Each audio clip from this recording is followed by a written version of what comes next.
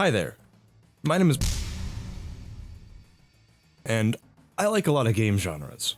I've discussed previously my enjoyment of RPGs and puzzle games in previous videos, but today I'd like to sit and discuss my enjoyment of fighting games, and to be more specific, Super Smash Bros.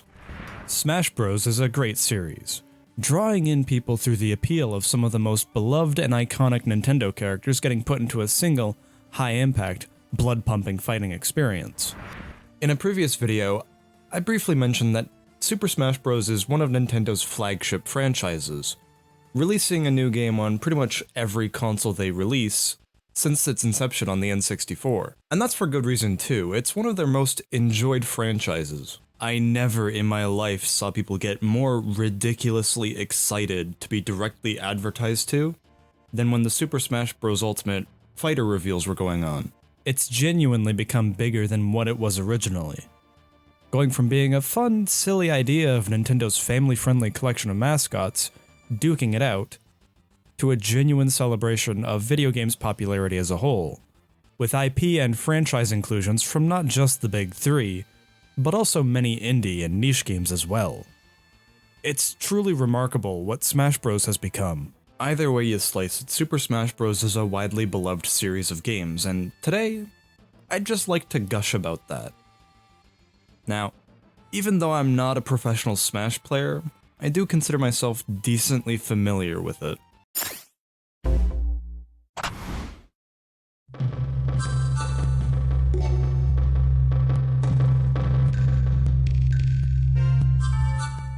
I've been playing Super Smash Bros. Since about 2008 when its third entry came out.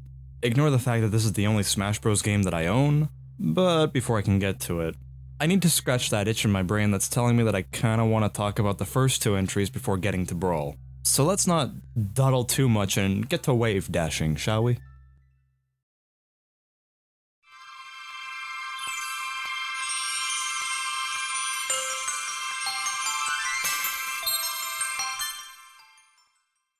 The first installment, just named Super Smash Bros., was released in January 1999 for the Nintendo 64, and truthfully, it's quite a basic fighting game, having very basic inputs with no real input combos like its contemporaries, like Mortal Kombat and, Clay Fighter?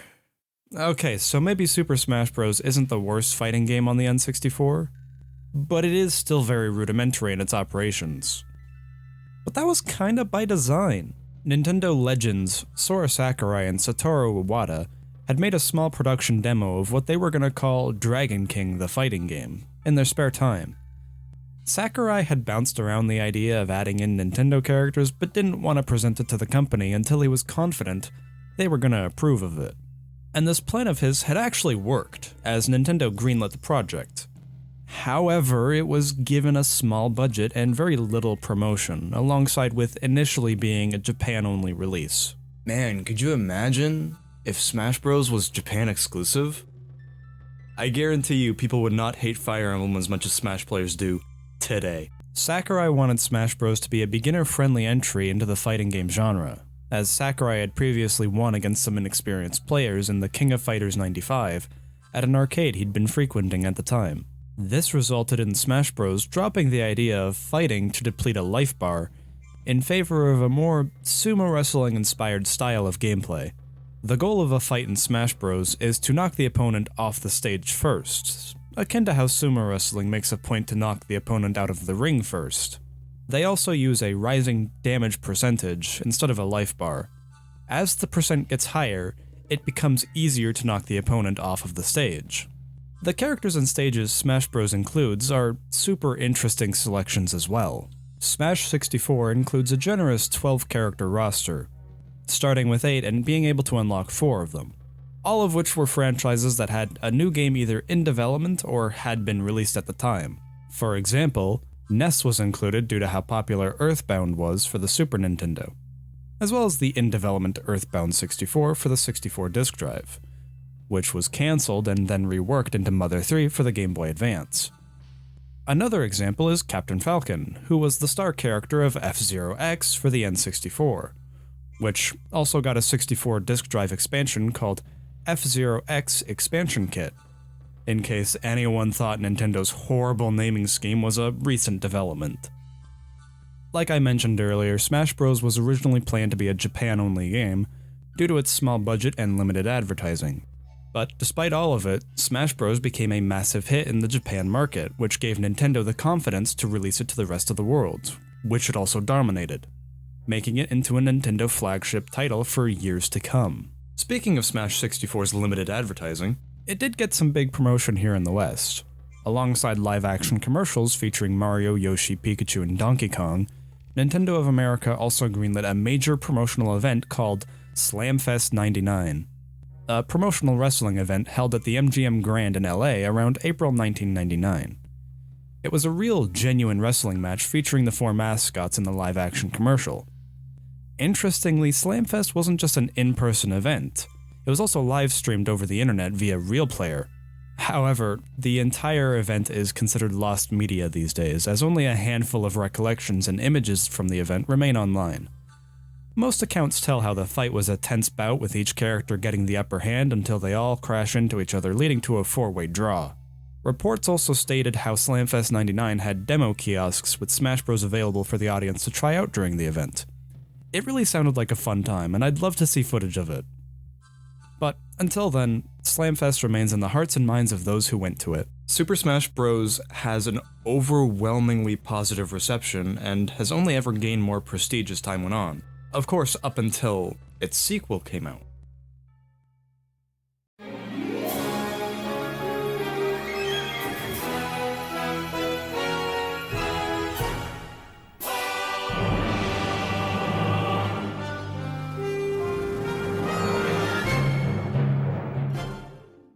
"2001 was a weird time, as I was born, some towers fell somewhere, and Super Smash Bros. Melee released 13 months after Smash 64 did. All of this culturally led to what most people consider to be the best installment in the franchise. Now truthfully, all of the successors to Smash 64 are basically the same idea, just greatly improved. Smash Melee sped up the gameplay a lot. And as a result of speeding the game up, Smash Melee invented something called wave dashing. Wave dashing is a very strange technique made because of the quirks of Melee's game engine. In Melee, you can air dodge, which creates a brief window of invincibility, causing all attacks to not actually hit. It also gives a very small boost in whatever direction the player is holding the C-stick in. If the player does this in the diagonal direction of the ground, it'll cause the fighter to briefly slide across the stage. The distance traveled is based on the weight of the character. This technique is typically only done by professional players to set up attacks and combos more easily. Before I go too far off track, back to Smash Melee. Melee expanded the roster from 12 fighters to 25, with 3 new franchises represented. The newcomers are Dr. Mario, Bowser, Princess Peach, Ganondorf, Falco, Ice Climbers, Princess Zelda, and Sheik, Young Link, Pichu, Mewtwo, Mr. Game & Watch, Marth, and Roy. These selections were all either intended for Smash 64 but cut for limitations, or were requested additions by the studios and teams inside Nintendo. Melee was also the first game to introduce an adventure mode. In this mode, the selected character goes through different Nintendo franchises' worlds in a sort of arcadey beat-em-up style, of taking on generic enemies until getting to a room to fight other fighters in the level's franchise, such as taking on Luigi and Peach at Mushroom Kingdom, or Horde of Link in the Underground Temple. If the player makes it to the end within 18 minutes on normal mode, they'll go up against a giant mutant version of Bowser, called Giga Bowser, made special for Super Smash Bros. Melee. Speaking of special Melee challenges, there's an interesting fan-created challenge for Melee called the Ganondorf Challenge.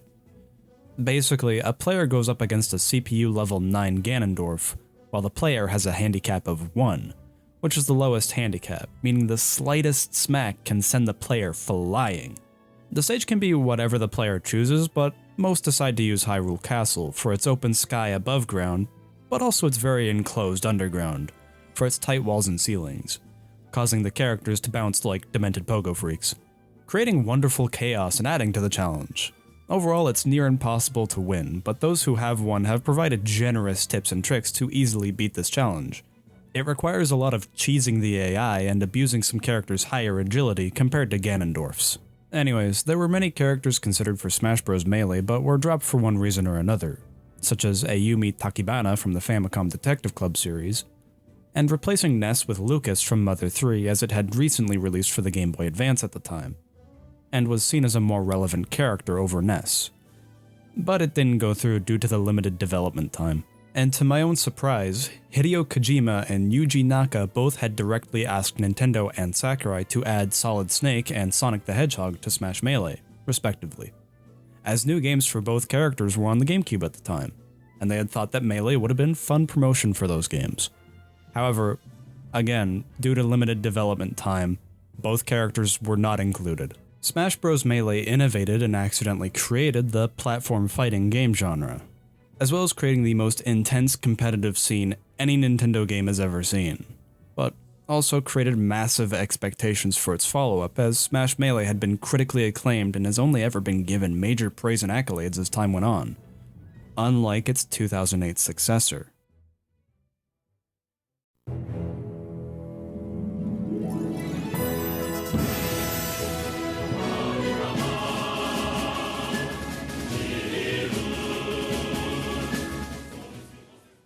Super Smash Bros. Brawl, the third entry in the Smash Bros. Series, and the Smash game for the Nintendo Wii. Most consider it to be one of the weakest entries in the franchise, but we'll get into the reasons why later. Super Smash Bros. Brawl was the third installment and also the strangest entry as well, changing the direction of Smash from being one of the most high-octane, fastest fighting games ever to a slower, clunkier experience, held up these days mostly by those who adore its adventure mode, which was a fully realized game within Smash Bros.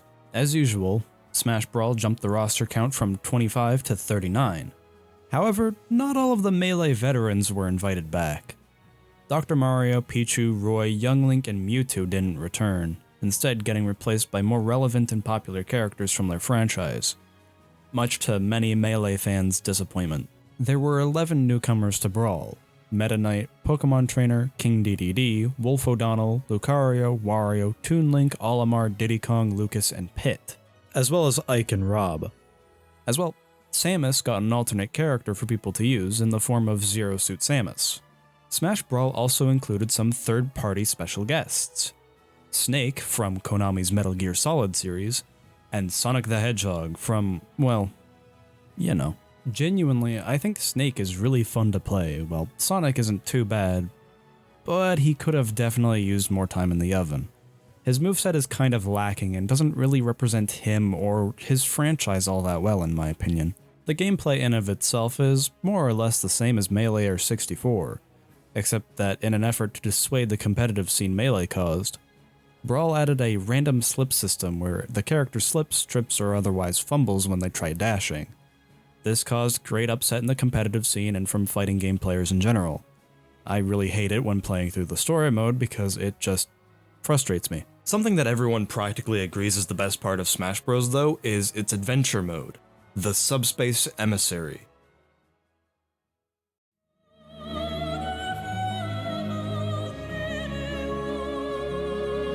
In Super Smash Bros. Melee, adventure mode consisted of the players traveling across multiple Nintendo universes, each stage consisting of either a short platforming level, fighting off a few of the selected world's stock badniks, or a room where the player has to fight a number of the game's roster fighters, or a special minigame of sorts. However, in Super Smash Bros. Brawl, the adventure mode was replaced by a beat-em-up action-adventure game called the Subspace Emissary. The Subspace Emissary was made out of a desire to have more substantial single-player content for Smash Brawl. Apparently Sakurai had always wanted to make a story mode for Smash, but wasn't able due to budget, hardware limitations, or just the lack of development time for Smash 64 and Smash Melee. Unlike the first two, Smash Brawl had about 8 years of time between it and Smash Melee, giving the development team more than enough time to fine-tune the details of the Smash Bros. Story mode. Interestingly, Sakurai picked Kazushi Nojima to craft the storyline for Subspace, which is probably why it has a serious Final Fantasy level amount of fun campiness to it. The story of the Subspace Emissary is very strange, but overall a fantastic adaptation of the fighting game's bare-bones lore into a fleshed-out story. The Subspace universe is a world in of itself. All of the characters and items and ideas are separate entities from their canonical selves, This Mario isn't the same happy-go-lucky plumber that went to Delfino Plaza or across the galaxy. Olimar isn't the cautious but brave explorer of the galaxy, and Snake isn't... okay, Snake is the same. And Sonic is too, actually. The story is strange in the way that it unfortunately got a couple of the more niche characters mischaracterized. Like how Lucas and Olimar get portrayed as little fearful scaredy cat characters when their source material portrays them as more confident than they are in Smash Bros. However, other characters get some great moments of characterization, like the Kirby cast and Captain Falcon, the Star Fox crew as well as the special guests, Snake and Sonic. Personally, I feel like all of these characters have some pretty dead-on characterization that feels like they were ripped right out of their home games. Snake is an elusive, tactical strategist, while Sonic is a cocky, spunkish cool kid. And the Kirby cast are all lovable goofs, even Meta Knight. Interestingly, the Subspace Emissary has a microscopic bit of variety in its story, as you can choose to save either Peach or Zelda in the Petey Piranha boss fight at the start of the game, which actually comes back later as a dark clone of whichever you don't rescue. We'll try to ambush Mario and Pit, or Link and Yoshi, depending on the princess you pick. Overall, the Subspace Emissary is the exact kind of story that a 2000s kid just like me would want to have. An action-packed tale of all of their favorite characters coming together to take down the big bad villain. If Nintendo does actually do a Smash Bros. Movie like people want them to, even though I'd hate it, I would love to see them try and adapt Subspace Emissary into a proper movie, because Subspace Emissary is kind of exactly what I'd want a big video game crossover movie to be. It's the quintessential crossover story, and I kind of think it's one of the best ones. It kind of upsets me that Smash Ultimate's World of Light story mode isn't nearly as interesting or compelling as Subspace Emissary, and truthfully, I'd love to see Subspace get a remake or a remaster of some kind, especially if it got Smash Ultimate's final roster, mostly because the Smash Ultimate character reveal trailers just looked so good, and the few cinematic cutscenes that World of Light did get were also very good to look at. I really like those a lot. Most people, and websites, describe the Subspace Emissary as an action-adventure game, and while I think that's a decent enough summary of the gameplay style, I personally think it would be a better fit to call it a side-scrolling beat-em-up. Hordes of generic enemies being fought screen to screen? Check. Locked screens with high-health bosses or waves of smaller enemies? Check. The only difference between typical beat-em-ups and Subspace is that Subspace has much more platforming, and every enemy has a life bar, instead of just beat it until it dies. Looking at you, Golden Axe. Interesting quirk of the life bar, by the way. Apparently you take progressively less health the further left you go, until a certain point it just drops to 0. I think it was done to give more of a rewarding feeling when you beat the bosses in the game. A notable problem with Subspace Emissary is that a lot of the levels feel like they go on for just a little bit too long. A specific design of other platforming games or beat-em-ups is that each level is intended to be beaten as quickly as possible. As in, at most a minute quickly. But Subspace levels can be anywhere from a minute to 5 or 6, depending on the complexity of the level or if it includes multiple locked screen fights against hordes of enemies. Despite that, you can still pass through most of the levels at a decent pace, but more than a handful take a bit of time to pass through. Round of applause for auto-scrollers, everybody! Everybody loves auto-scrollers! Woohoo! This is great, I love a camera that moves slower than me! Some of the generic enemies are also a bit of a nuisance to fight too, as they can fire off attacks faster than you can sometimes. And if there's 2 of an enemy that does that, they can stun lock you by alternating their attacks. Skill issue, I guess. However, the boss battles are way better, and more satisfying than the standard levels. I just really like them a lot, especially Rayquaza and Gallium. Genuinely, despite the few issues I have with its design, I still absolutely adore the Subspace Emissary. And controversially, Super Smash Bros. Brawl in general. It's not perfect at all, but man, I love it just for being a fun, campy crossover story. It's definitely got a special place in my heart as one of my favorite Nintendo games of all time. Fortunately for us, Super Smash Bros. Would continue into the 2010s with 2 more releases. Oh, technically 3, but 2 of them are one game for 2 different platforms, but potato potato. The future installments would tweak, enhance, and change the way the game played, as well as shifting the roster around, dropping some characters while adding new ones.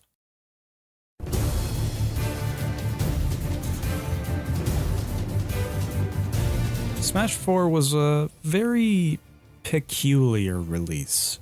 It was dual released on the Wii U and the 3DS. As a result, both versions have their interesting quirks, such as both versions having exclusive stages. It seems generally accepted, though, that the 3DS version is the inferior version, due to the more limited graphical quality and storage space on the cartridges, meaning for less music and less diverse content. The 3DS version did focus more on the single-player experience, while the Wii U version focused more on the competitive online scene, but did also have its own amount of single-player content. Subjectively, I really like Smash 3DS's art direction, with the black outlines and more striking color palette. To me, it helps the characters stand out more from the background on a tiny screen, something I wish was taken into consideration with Brawl's New Pork City level, as it's near impossible to keep track of any of the characters myself, especially if I'm playing on an old CRT. Outside of that, I can't really say much about 3DS and Wii U because I don't own either of those consoles and haven't played Smash enough to really justify talking about them. Colors weave into a spire of flame. Distant sparks call to a pastel. Super Smash Bros. Ultimate really is a fitting title because it really is just the ultimate form of what Smash Bros. Could possibly be in its current form. It's added 23 new fighters, including DLC, alongside reintroducing every single character from previous installments, under the very generous banner of "Everyone is here." And sure as shit, everyone is here, including Minecraft Steve and Banjo-Kazooie, characters thought impossible because Xbox would never allow it. But here we are. What a time to be alive. Another character that we'd never thought be added because the parent company wouldn't allow it is Sora from Kingdom Hearts, as Sora's been requested for every Smash Bros. Installment since Brawl. And we finally got him in after all this time. Like, Sora wasn't the most insane reveal ever. That would probably have to be Minecraft Steve. I vividly remember how it was genuinely impossible for people to use Twitter because everyone was tweeting about Minecraft Steve and Smash. But Sora was still a really good pick for the last character. Could have been worse. It could have been another Fire Emblem. Or another Pokémon's. Like it or not, bookending Smash Ultimate with Sora is the greatest thing the Smash Bros. Series has ever done. Who better to bookend a major crossover than a character who's from yet another major crossover? Anyways, Sora was a great reveal though. It had one of the most heartfelt trailers in all of gaming made for it. I still get all giddy inside whenever I go back to watch it. Everyone really is here. Thank you, Smash Bros. Super Smash Bros. Is genuinely a wonderful series. From Smash 64 setting the stage to what Ultimate could become, I know people now are looking back fondly on Smash Brawl for what it brought to the table, such as the Subspace Emissary, and also having Snake and Sonic in the game, allowing for future installments to have more crossover characters. But truthfully, I gotta be honest, I've always been a Brawl supporter. I've never really hated Brawl despite all of the flaws that I have with it. Now that could be a lot of childhood nostalgia talking, but I also just don't think it's that bad, truthfully. I regularly rewatch all the cutscenes in those full game movie uploads on YouTube, and I don't really do that a lot for games. Truthfully, I have a slight interest in all of the installments for how different they can be while maintaining so much similarity. As much as I'd like to say that Super Smash Bros. Is over and done with, and we've seen the last of it with Ultimate, I can't help but be excited for what the next installment's gonna be like. If it reboots the series or if they just keep re-releasing Super Smash Bros. Ultimate with more characters. Either way, Super Smash Bros. Brawl and the Subspace Emissary remain in my top favorite games for a clear reason, and I hope the next generation of Smash players can say the same about their respective entries.